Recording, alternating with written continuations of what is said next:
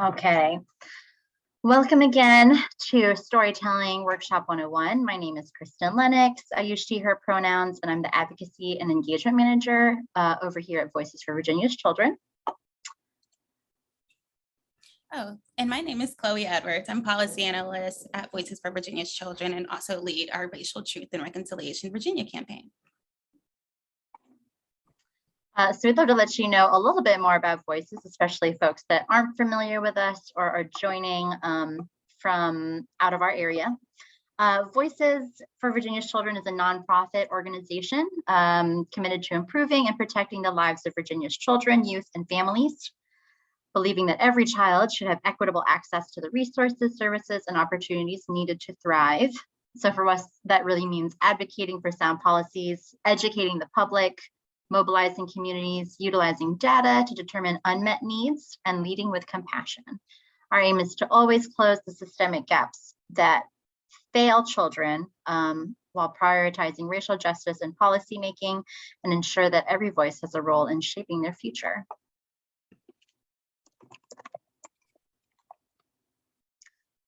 For today, we have a pretty stacked agenda just by the looks of it, but a lot of the work we want to do together is some modeling, some storytelling, and some practice.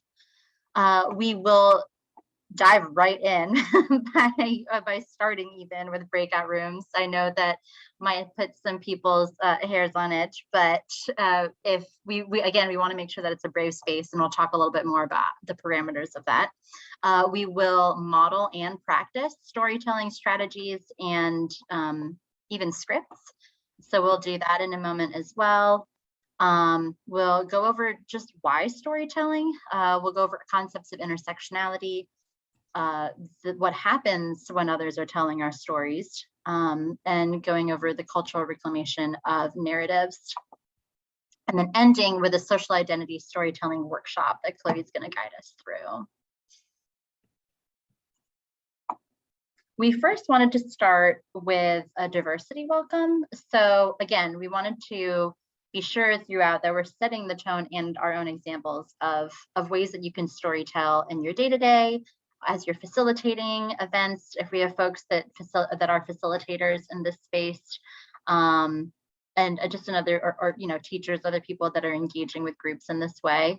I know that we're all used to introducing ourselves through our professional identities, kind of like what people are practicing already, organizations or workplaces that they're representing, identities that they represent. But we recognize, especially with storytelling, that when you engage in storytelling, you're highlighting all of your identities, those that are seen and unseen. So we wanted to do an example of a diversity welcome.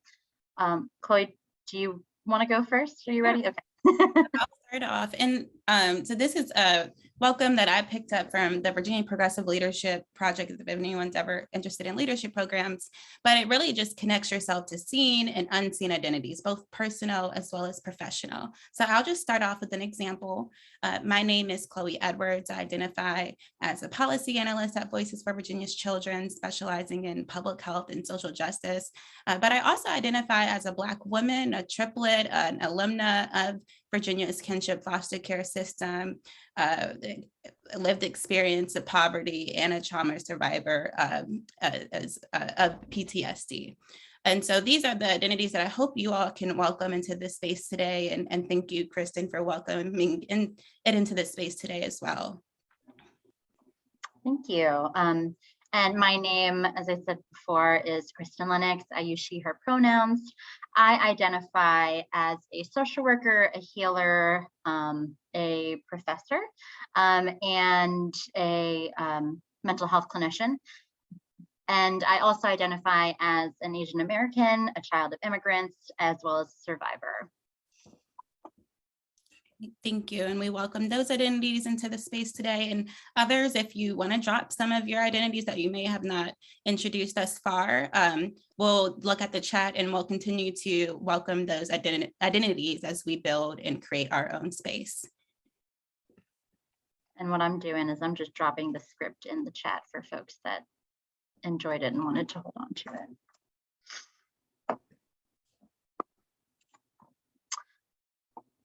So as I said earlier, we want to outline a little bit about what a brave space means to us and invite you to share what a brave space would be for you today. We also want to start with a content warning. There will be some discussion of race-based traumas, intergenerational trauma, and oppression. As we talk about storytelling, we're going to highlight the origins of storytelling, which has very indigenous and ancestral roots. As a result, we will be talking about oppression and racism and injustice as it showed up in those spaces. So there's a content warning for that. But we also, in addition to giving a content warning, want to give you an emotional resource that you can access at any time throughout this training. So if you feel ready and comfortable to do so, or in a space to do so, I know some folks are in transit and just listening in, so maybe you're just hearing about this opportunity, but whenever you're feeling the need to take a break or take some space, we will have some mindful breaks and space for that throughout the training. But another emotional resource that you can access at any moment is just some deep breaths. One breath that I want to model for you all now is what I call the 5-finger breath. You really just need one hand to practice that. And if you feel ready to do so with me, or you can just watch with me. But I like to try to center myself comfortably. And then to practice the breath, you just trace up your hand, breathing in. And then when you're at the top of your finger, take a moment and then breathe out to travel down that finger. You can breathe in and then go back down. The breath is the one thing that you have for you at any moment. And it is what can center you and ground you at any time. So the intent of this is to breathe up to the tip of your finger, breathe down until you have reached the end of your hand. And then if you feel like you're centered and grounded in that moment, you're ready, you can re-engage, or you can always return back, go back to the other end. There's no right or wrong way to take breaths and breathe for yourself whenever you're needing that resource. So we shared a little bit about how we want to structure our brave space. We talked a little bit about confidentiality and honoring that for one another, especially as we go into breakout rooms. But if you have ideas for you about what would make this space brave and safe for you, please drop them in the chat, and we'd love to highlight those and shout those out.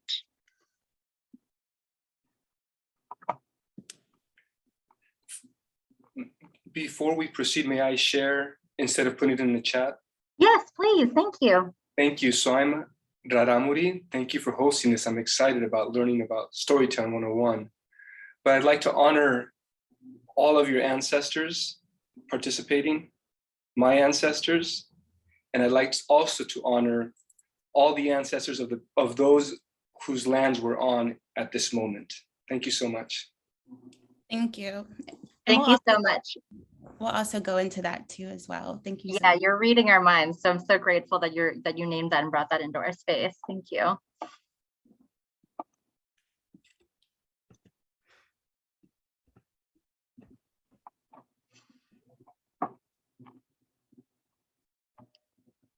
right. So as promised, we do want to start with a little activity. Go ahead and take a moment, and if you're on your screens and you want to do that, you can pull up like a word processor app, or just have some pen and paper nearby for yourself. We'll give you a moment to collect that. And we will practice what's called an I am from poem. It's really introductory. We'll spend a few minutes on this. And then we'll head into some breakouts where you can either in your breakout room process what it was like to write that, or if you're feeling ready to already lean into that brave space, you can share some lines from your poem. Either all of your poem if time is allowing for your group, or if you just want to share one poem that really stood out for you or resonated for yourself. Sounds like we've got several creators in this space. So this is a storytelling tactic that we hope will really speak to those identities or those practices. It's adapted from George Ella Lyon and Beverly Daniel Tatum. And it's an opportunity to highlight, as we've already started to highlight our ancestors and our origins that bring us here. So the first line is I am from, and then you just list the sights and sounds and smells of your childhood home. The second line, they all start with I am from. The second line is sayings that have stayed with you throughout your life. Sayings that have stayed with you throughout your life. I'll also make sure this is in the chat too when we're in breakout rooms, so that you have it written in front of you. That third line, also starting with I am from, will be where you list your heroes, mentors, people that have influenced your life. And then finally, I am from, and you will list reasons that you entered into your work, your community work, your own communities, reasons that are, that give you purpose, that drive your purpose.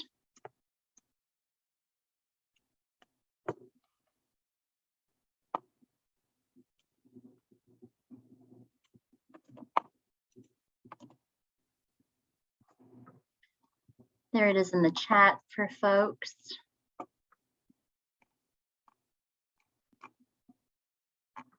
And then I just want to pause for a moment in case anyone has questions. There isn't clarity in anything before I set up breakout rooms.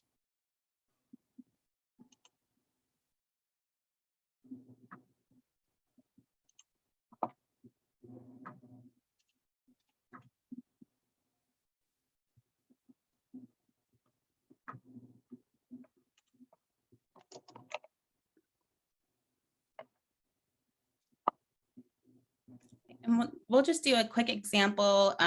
This is usually a much longer activity. You all are being introduced to a shorter version, but before we go into breakouts, I'll just give you an example of what this poem usually is like in its entirety.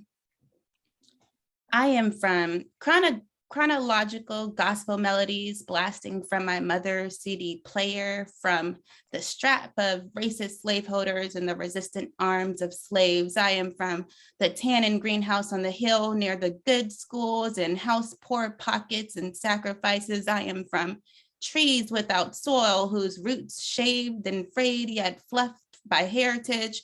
I am from the good trouble of freedom riders and agitators marching for King's dreams, and the wailing prayers of a single mother raising triplets, choosing between work, childcare, and survival. I am from crab legs on top of newspapers, drunken slurs, spades, prayers to Jesus, and beers. From what happens in this house stays in this house, and childless hoods, parental circumstances, cycles of poverty, cocaine binges, incarceration, and foster care, and generational game changers and chain breakers. I am from when two or more gathered stand together with faith as small as a mustard seed, we can move mountains. So that's just not the full thing, but just some examples. I will give a couple of brief examples of my own.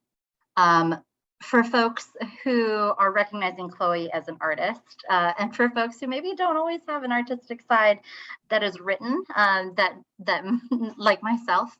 So mine was more around. So I started with I am from steamed rice, fried lumpia, flowers, gardens, and dirt.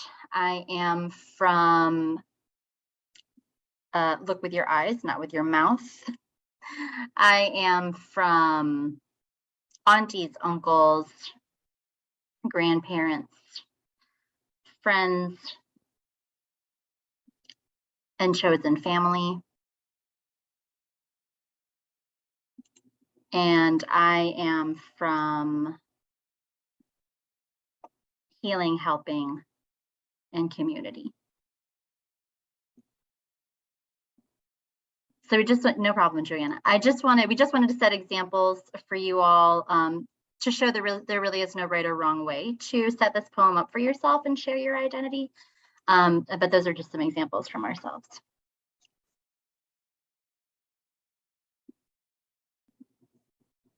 If there aren't any other questions, we'll go ahead and break out.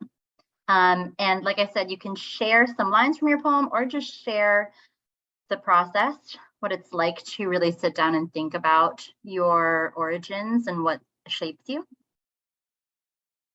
And then you should have the option to return to this room if you have any questions or just need to make some space. Thank you. You're kind of big. Oh.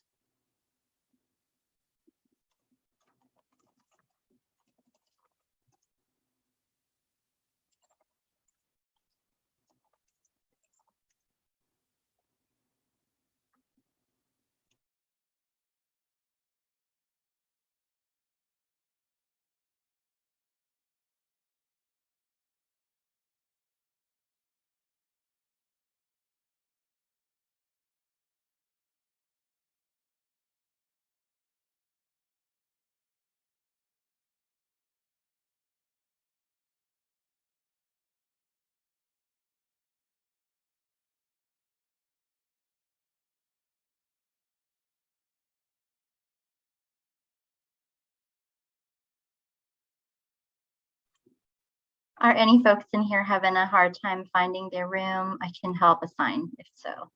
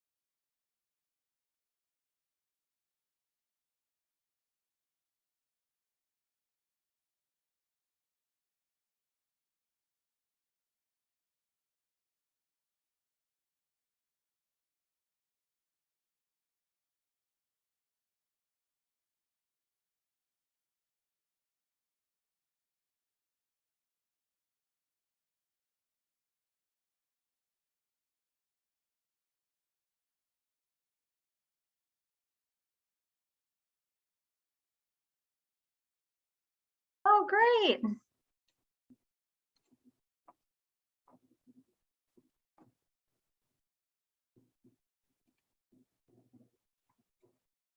think there's 30 seconds left since some folks coming back, and it should be re-recording again. I'd like to use this in the future. Who would I attribute this beautiful layout to? To you, Kristen, or to somebody else? For the poem? Yeah. Yeah, you know what? I'm going to, well, you'll have my email throughout, but I'm going to drop it in there, and we can get it to you. You can just email me. Does that work? Sure. Yeah. Or if you can put it in the chat, that way we can all have it. Yeah, I can do that. There it is. Chloe's got the poem up. Chloe, there was a question about the origin for the I Am From poem. I know we mentioned who it was adapted by, but I didn't know if you knew more about that. I think you're muted, Chloe. I said, that's a great question.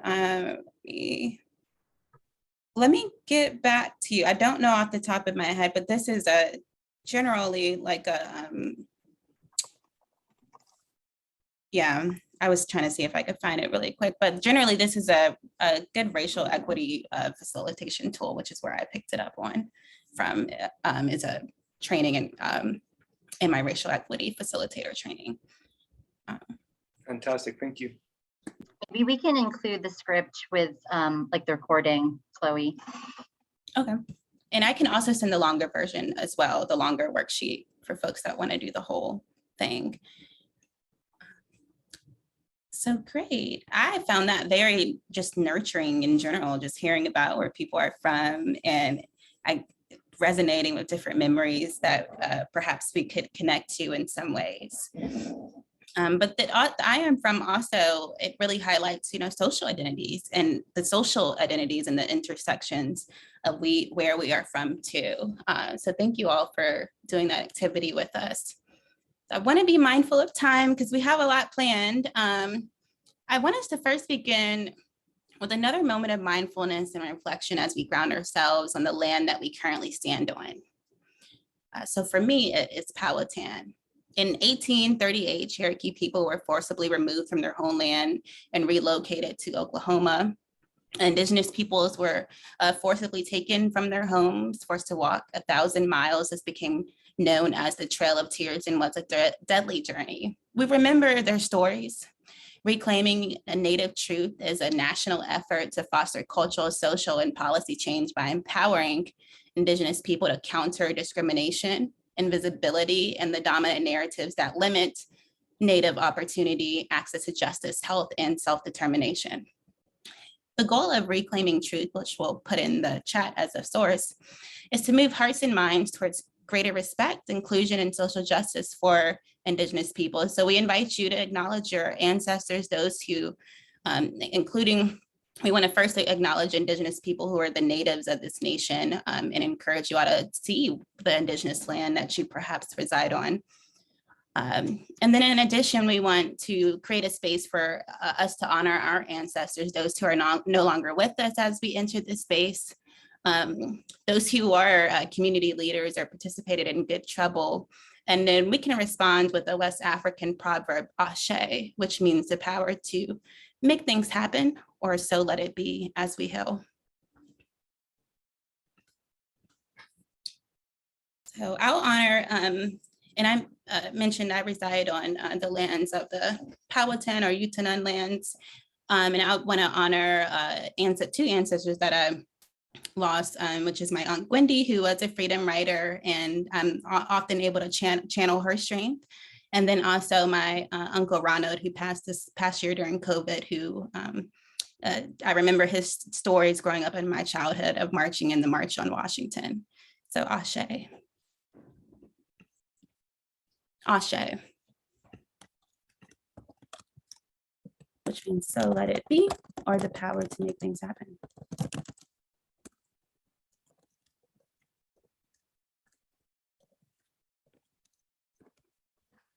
Oh, sorry, y'all, typo, Ashe. And there's usually slash over the E. Right, so feel free to, you can drop in the chat, you can come off mute.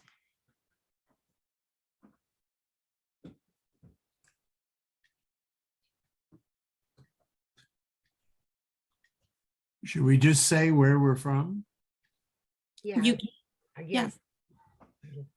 I'm in Westchester, Pennsylvania, and these were the lands of the Lenni Lenape that were an Algonquian tribe.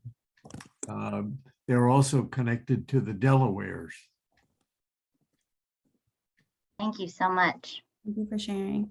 And we introduced the honoring ancestors because they're both usually paired, honoring of lands along with ancestors. So I don't want to confuse you all, but you can do either or you can do both. Shelley, did you want to share? Yes, I am of a line of natives, Americans that were forced into our Trail of Tears. I stand on the shoulders of the strongest women and heroes that I did get the opportunity to meet. My great grandmothers walked the Trail of Tears while carrying the children and while bearing children on the way. Both of my great grandmothers were born in Kansas. They were almost across the Oklahoma border. They did make it to roll call. The white man had a roll call that you were supposed to be there to check in by a certain time, but I guess they had to take a little time to have a child. But to stand on the shoulders of a woman who could carry her child in her womb and her children in her arms to keep them safe and to save their feet, and to still make it through that I know that I come from something so strong that no man could actually herd us like cattle. But then again, I think that we learn at a young age to be herded, to stand in line and not fidget and to stop daydreaming.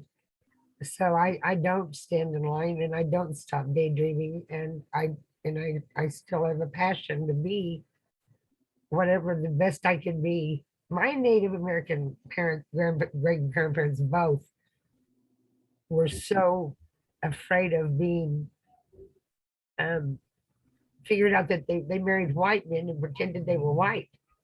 Mm.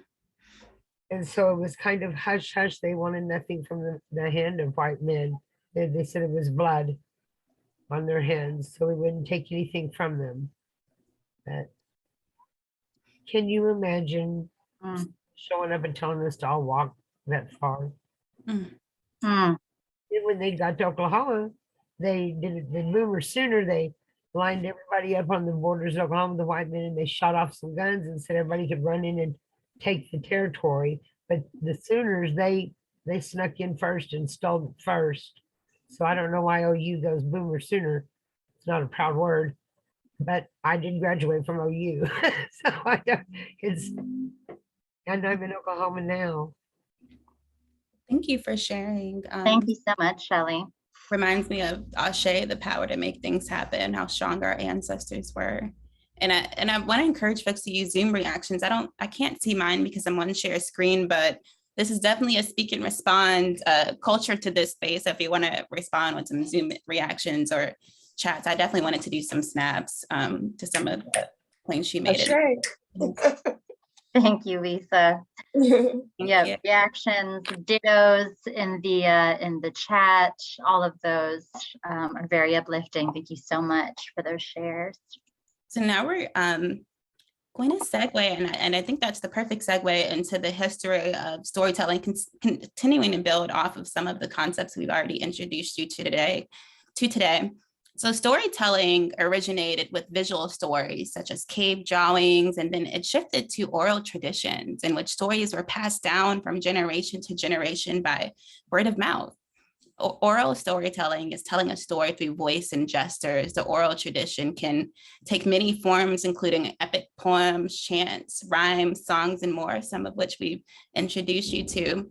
There was then a shift to words formed into narratives, including written, printed, and typed stories. So storytelling can also be used as a powerful tool to preserve autonomy over one's narrative, culture, traditions, and additionally, it can influence policy and legal discourse in cases such as Plessy versus Ferguson, Brown versus Board of Education, where they told, specifically in that case, told the story of children who internalized racism and believed that white children were more appealing or better than them in many ways through the Dahl test. So it's important to note that once tradition shifted, however, from oral to writing, inscribing, literature, and other forms of writing were often dominated by Western cultural norms. Thus, when we tell our stories through our lenses, truths, and in our own creative styles and with our cultural traditions remaining intact, we are countering narratives, norms, and practices. Who determines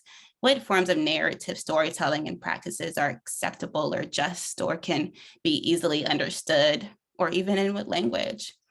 So you'll find I am by trade an English major with a double concentration in creative writing and social justice, but I find that there are many ways we can counter dominant cultural norms through writing and narrating in whatever way we wish to do so. So it's important to, why do we share our stories? We share our stories to shift the narrative perception, to critically combat negative depictions related to racial inequality, for example. Storytelling shares a sense of validity. In addition, it bridges our gaps in thinking when it comes to individuals whose experiences may be radically different from our own. There is a term called interest conversion, or you can refer to the law of invisible hand, which is more economic and referred to as self-interest. However, oftentimes people believe in what benefits them And so this masks empathy, creating it in short supply. However, problems related to injustice, it belongs to all of us, regardless of where our ancestors come from. And so by sharing our stories, that often connects us to people, and it connects us to experiences in which we can create a sense of solidarity.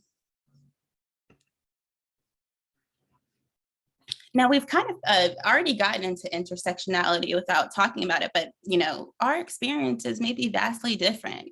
I connect with Kristen as a woman of color, but I don't share the same racial identity as Kristen, for example. And so while we may connect on one identity, we may have differences as it relates to another. So inequality and oppression analyzes the way in which the conditions are deeply woven into everyday experiences in life and the way in which we contribute to large disparities such as housing, wealth, education, socioeconomic prosperity. And even when the intersection of these conditions are well recognized, they are often treated as individual domains, but they're not necessarily influenced by individual or independent forces. So this adds an additional layer of intersectionality, a responsibility to recognize the patterns that occur across social divisions of disparity that are influenced by race, gender, class, nationality, physical ability. So when we're analyzing stories, for example, really looking at the roots of different identities.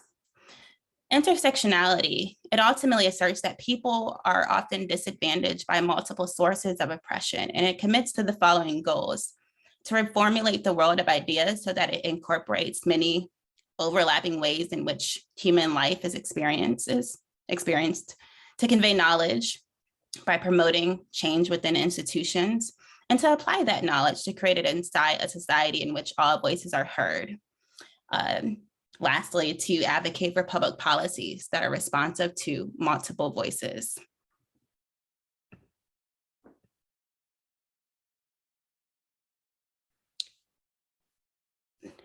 Now, consider your own intersectional identities. How does power and authority show up?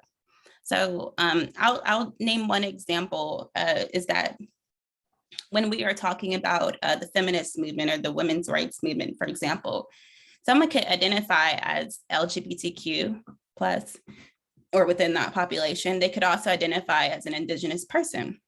They could also identify as a female. So intersectionality would examine the dimensions of power and authority internally within minority movements, or perhaps even oneself. So as it relates to the feminist movement, which addresses reproductive rights, equal pay, maternity leave, women's liberation, and more, an Indigenous person may face unique plights such as landlessness, poverty, plights, identifying as an LGBTQ person, or a two-spirit person, or hyper violence against two-spirit person. So that women's movement may not identify or recognize those underlying identities. The other folks resonate with this?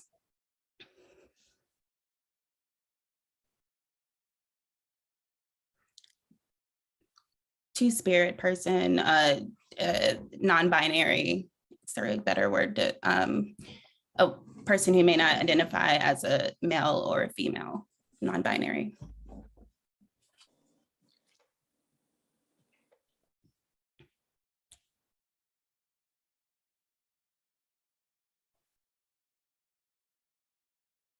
Or pan.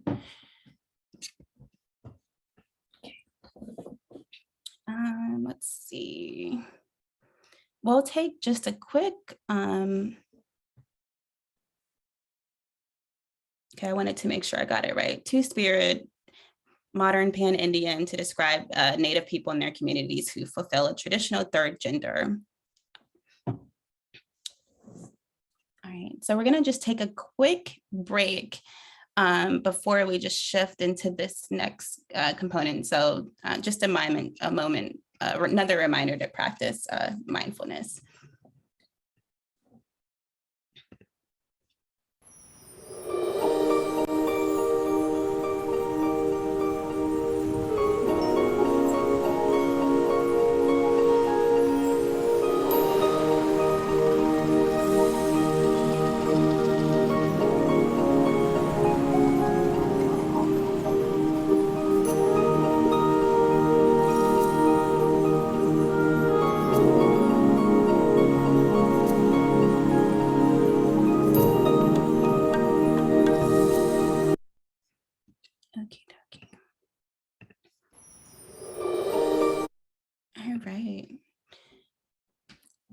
And so this brings us to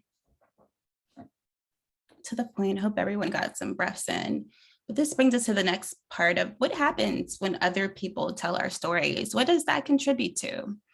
And so we know that often this contributes to preconceptions, myths, stereotypes such as Black criminality, Muslim terrorism. It can also relate to dangerous policies that are inherently racist, explicitly or implicitly or unconsciously, which is another word for implicit. And so examples of this can be, we've seen the Hillary Clinton statements of her support of the war on drugs, or building the wall as it relates to just stigmas about Mexican people, or the Chinese Exclusion Act. And so preconceptions and myths often shape how people define our cultures, even if they've never met someone Black, for example, because oftentimes this comes up in mainstream culture. And so here is just a brief example I'll highlight from Reclaiming the Narrative, which we mentioned earlier. Oh, oopsies, it didn't play. Let's see. What I feel real bad for is Indians. Welcome. Welcome. They get dogged openly because everybody thinks they're dead. Indians don't talk like that. These are not all dead, all right? The idea of invisibility and non-representation is, I think it's a little complicated. Yes, they fought savagely, for they were a primitive people, and self-preservation is a primitive instinct. I think the representation isn't so much on Native people, it's how non-natives view natives. I live in a house, not TP, like a house. So,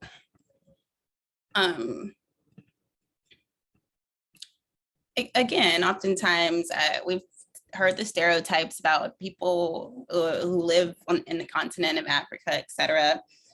But storytelling is a way that we can ultimately reclaim the narrative and how people see us. And so in the interest of time, I'm going to keep scrolling instead of engaging in the question on this slide. But this goes into the cultural reclamation and narrative part of the presentation. And so this is often done through, we've seen it in examples of legal or policy storytelling, for example, Brown versus Board of Education, but in other digital ways through Say Their Names, for example, which is a form of digital storytelling, or in the Black Lives Matter movement, which reclaims the narratives of individuals, including Trayvon Martin and George Floyd.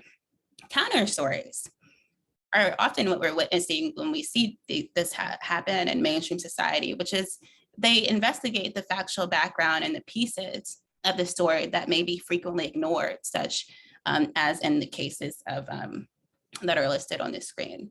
They build off the everyday experiences of people and their perspectives and the viewpoints of people. So this is referred to formally as narrative change theory, but really proven to counter the narratives and ignite change.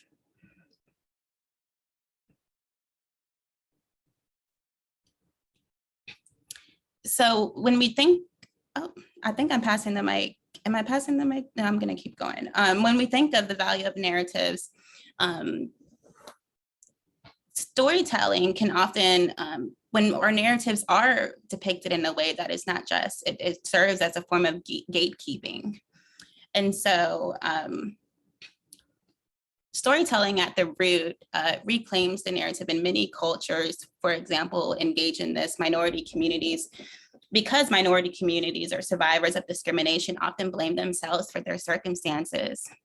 Others may have a roll off my back approach or pretend it doesn't happen to them at all. And so I often say stories are connected to our gifts, and gifts connect us to people who believe in us, in our stories, or who share similar circumstances. Stories name the specific type of discrimination, ranging from microaggressions unconscious discrimination, structural racism, or other forms. And so when other people share similar stories and resonate with each other's experiences, this creates, in many cases, what we've seen, a movement. And so powerfully written stories counter the narrative, and it can it can be used as a process to correct systems of beliefs in order to call attention to the neglected evidence that connect us to our humanity. So there are a few examples of how cultures tell stories. For example, slaves told slave narratives or tales of Black captives to describe what was depicted as the gentility of slavery. Other forms of storytelling include folk spirituals. Songs were often ways of communicating with another without knowledge of the master's knowing. We know Go Down Moses, and even was used in the Underground Railroad.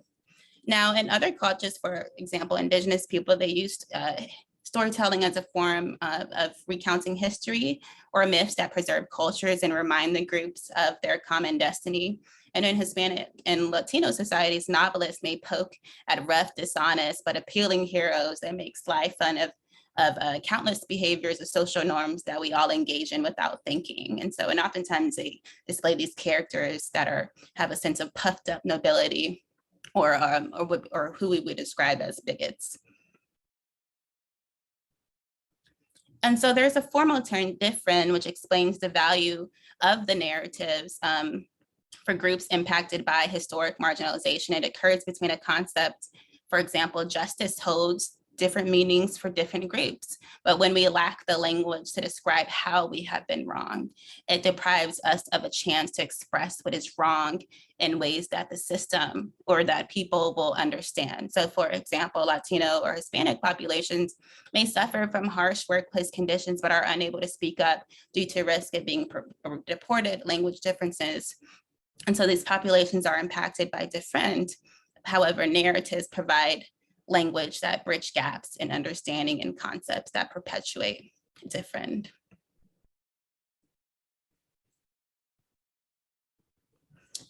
So minority community, okay. I think this was an error. We can skip the slide. Okay, yeah, this is a duplicate. And so when communities are impacted by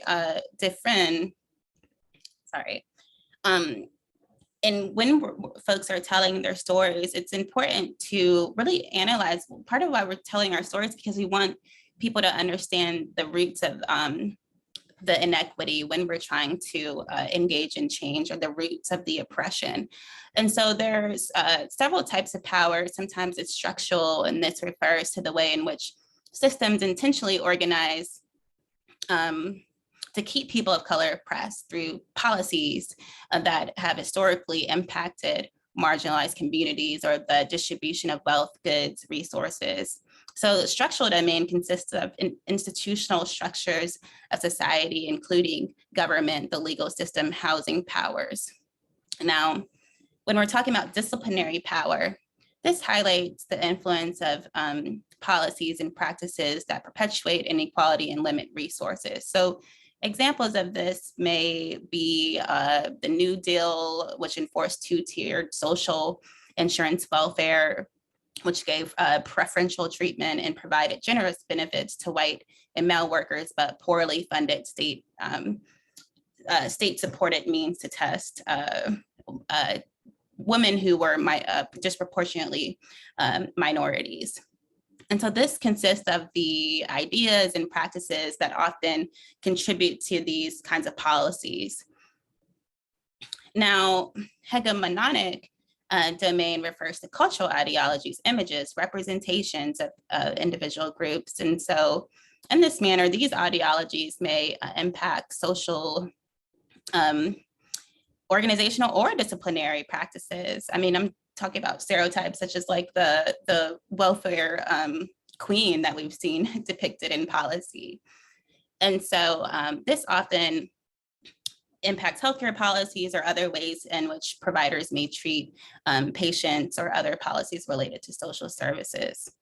And then lastly, it's interpersonal, the way that you and we connect with each other, day-to-day practices, social norms.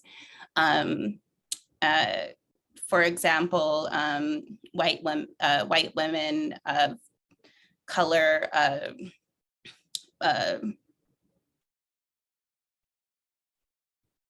lost my train of thought. But anywho, the patterns of interaction between individuals and groups. So this often happens at the individual level when people talk about racism, this is what they're thinking of. And then individual can relate to interpersonal, how you may connect with each other, or policies in the workplace, et cetera. And so I think that we're gonna go ahead and keep going in the interest of time. And I'll pass the mic to Kristen. Yeah, thanks, Chloe. So, you know, we focus a lot on storytelling, and Chloe's just been talking about the value of our narratives.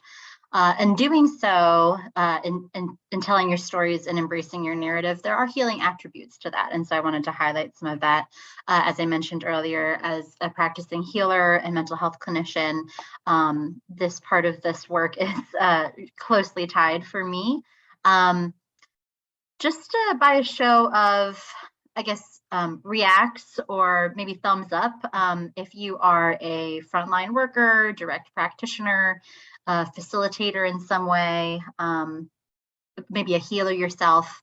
Just curious how many of those folks identify as that professionally or personally.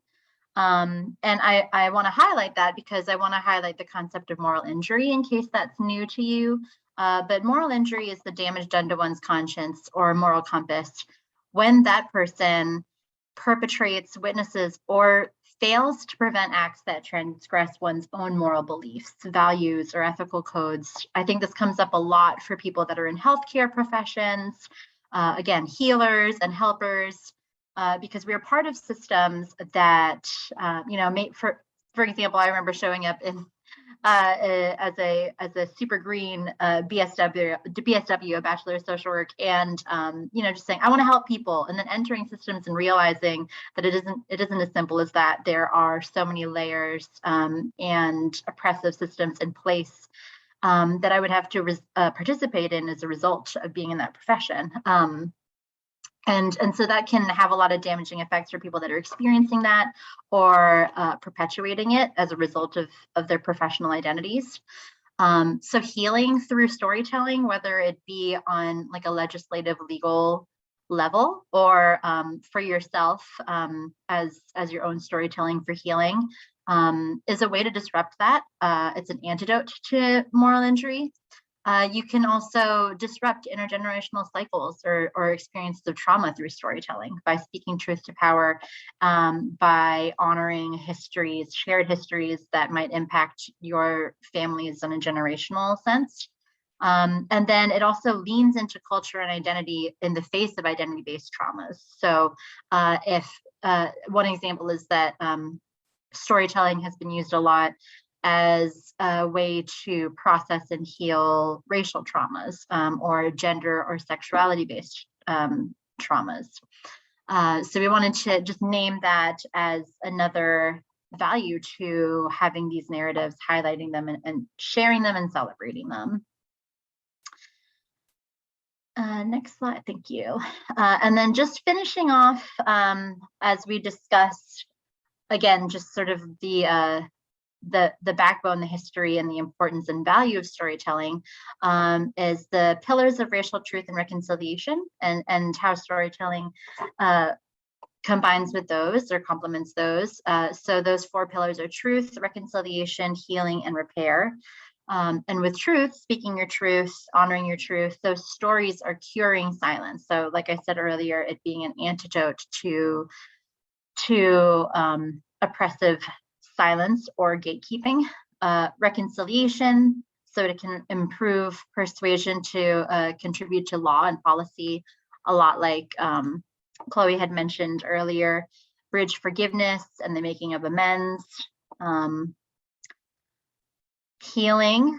Sorry, I just want to go back to the bridge forgiveness and the making amends. It reminds me a lot of the saying that I heard growing up that closed mouths don't get fed. So sometimes you do need to speak truth to power to have your desires, needs, and wants of yourself and your communities to be honored. And so that is a way to, storytelling is a way to highlight those. Healing, another pillar of racial truth and reconciliation. So storytelling can offer voice, validity, and connection. It offers a starting point for that healing. And then repair. So it identifies the root cause of inequity by specifically analyzing the circumstances and forms of racism, power, or privilege as they show up. And then it creates systemic ways to cure the harm done through mutual agreement. Thank you. And often truth is that first step, right? Because if we don't tell the truth, then there can't be any making of amends, forgiveness, honoring of the truth, repair, etc. So that's the first step. And Chloe's going to close us out. Yeah. Well, thank you all. So we did say next time, this is our actual first time doing this workshop. So next time we definitely want to make it 2 hours so that we just have more time to connect with each other. But now we're going to just do a little closing and decompression. I usually like to do a little, I'm a spoken word artist. So I'm just going to close with something a little motivational.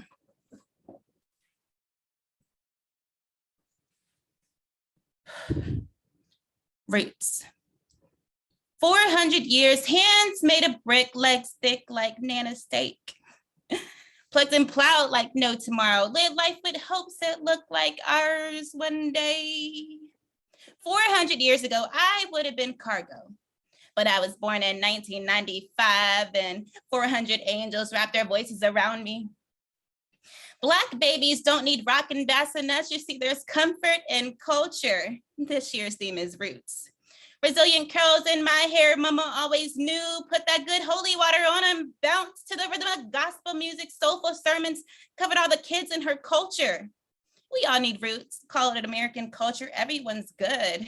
But if you ask me how I'm doing, I tell you I'm powerful.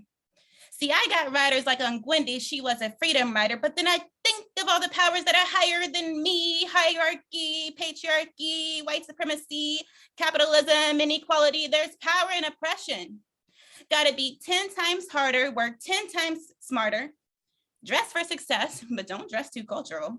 Perfectionism at its finest, but shrinkage is a real thing and activism is tiring. Plus I got roots. Childhood trauma, adversity, slavery. Look at the picture in my childhood in between TD Jake sermons and Kirk Franklin's Imagine Me. I see. Paternity test, my last name changing. See this mark under my chin from one of mama's beatings. She stays in her room all day, but that's better than drinking. I gained hierarchy in the household, led the triplets like troops. Told them, remember your roots. Think of the roots of my mama. Her mom always preached off that liquor before she switched to Coca-Cola and Pepsi. Think of my father, 8 years lost to the cycle of addiction and incarceration. See, my mama don't drink, she get drunk in the spirit, the Father, the Son, the Holy Ghost. Why you think gospel music always brings me back to these roots? I think of seesaws, pray that Black power is more powerful than trauma and epigenetics, nature versus nurture. See, we are not our trauma. We are more than what's happened to us. We have roots. Dr. King addressed unfulfilled dreams at the March on Washington, then was sentenced by white supremacy. This is America. The Angola 3 in solitary confinement, longer than any known prisoner. This is America. Breonna Taylor awakening to gunshots, no justice for Breonna Taylor. This is America. These are our roots. I pray that resiliency overcomes the trauma. Look at all that data. Pray that I don't become one of those numbers. Remember your roots. See, roots don't just grow cotton, fingers pick trees of wisdom, fluff the worries of yesterday. We all need roots. Advocates in the kitchen like Nana, teeth strong enough to rip chicken chains, breaking the waves of yesterday. We need roots. Queens like Mama, children of God, march with godliness, speak in tongues with authority, bask in all your class and sassiness. Get to know your roots. Like on Karen, let me tell you what Jehovah said right here in this Bible. We study watchtowers and prep talks, holding to a sense of a higher power, a sense of morality. Be vulnerable with your roots. Aunt Wanda will tell you what runs in the family. We don't have to pass on flaws to the next generation. Own your imperfections, work on them. Own the elegance of your roots. Grandma always taught me. how to do things the right way. If you're going to do it, should do it good. Your ancestors succumbed 400 years of slavery. Stay glued to your roots. Like Rhonda, what are y'all doing for Black History Month? We spend time with Maggie Walker, walk the streets of Jackson Ward, stomp on the segregation and redlining. Let me tell you what the culture told me. We are not our trauma. We are more than what's happened to us. We have roots. When you're drowning, drown in the intellect of Congresswoman Maxine Waters, the confidence of the Black Panther Party, the perseverance of Angela Davis. We don't need cradles. You rock with your roots. I pray that the power of the people gives you the strength when you're weak. Pray that these words give you the comfort you need. Hold on to your roots. Be what your elders and ancestors raised you to be. We need roots.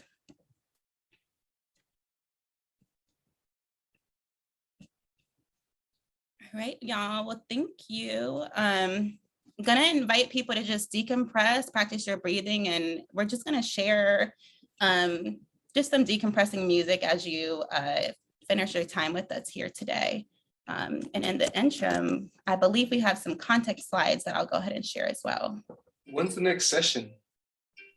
That is such a good question. We were just chatting about it, and we definitely want to make it happen. Like Chloe shared, this was our first attempt, but we're realizing adjustments we want to make with time and what the next level of this looks like. And so please stay tuned. We definitely want to work on that. Yes, our next workshop, we're planning for more of a truth telling, which would kind of be the more advanced level of storytelling.